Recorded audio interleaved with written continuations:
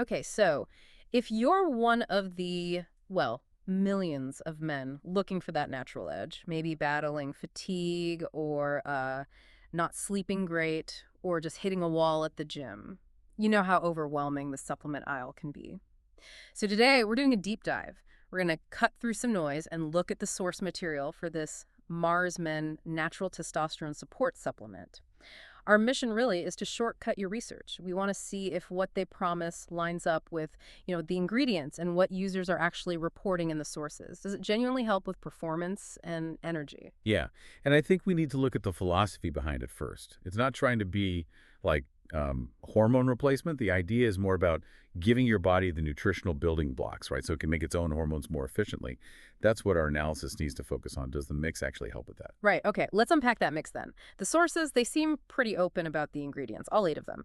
But the main ones seem to be tonal Ali, shilajit, zinc, boron, and vitamin D3. But just listing them isn't enough. We need to know what they do. Exactly. And the sources suggest this combo wasn't just random. Tonan Ali, for instance. There's research looking at its potential to help lower cortisol.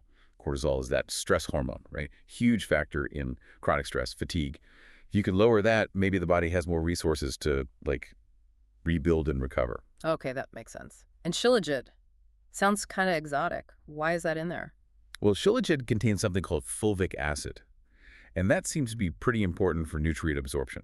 I mean, you can take all the good stuff in the world, but if your body can't actually absorb it properly, it's kind of useless, right?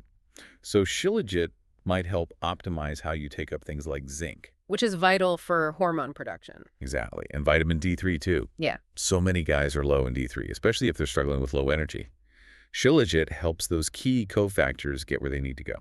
Okay, so the ingredients seem, well, individually researched and meant to work together. So the next question is, how accessible is it? What's the investment look like? The cost seems to be around $59, give or take, for a 60-day supply.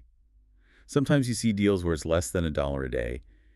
And honestly, when you think about buying good quality versions of all 8 of those things separately in the right doses, the blend starts to look pretty affordable, relatively speaking.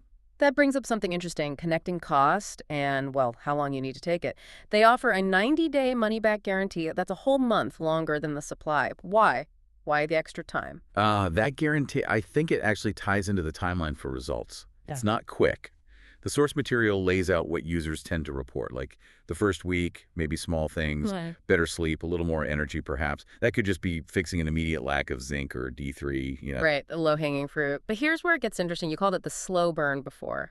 Exactly. It's a slow burn. Yeah. After those initial tweaks, people report more gradual gains, maybe in strength, endurance over the next month or so. It's really only after about 2 full months, like almost the whole bottle, that users seem to report more noticeable sort of systemic changes.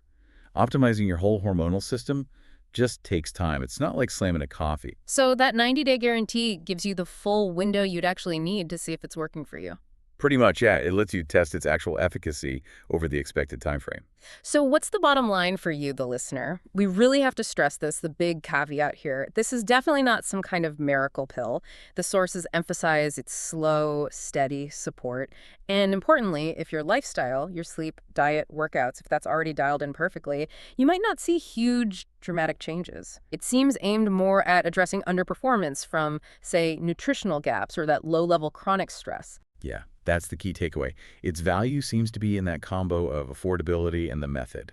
It's focused on helping natural production, not forcing it with outside stuff.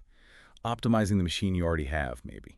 So for you listening and maybe considering something like this, we have to leave you with a final thought just based on analyzing these sources. Given that the really noticeable results might only show up after 2 months and lifestyle is still the absolute foundation, does paying for 60 or 90 days of that slow and steady support make more sense than first making absolutely sure every single detail of your diet, sleep, and training is already completely locked in? Something to think about.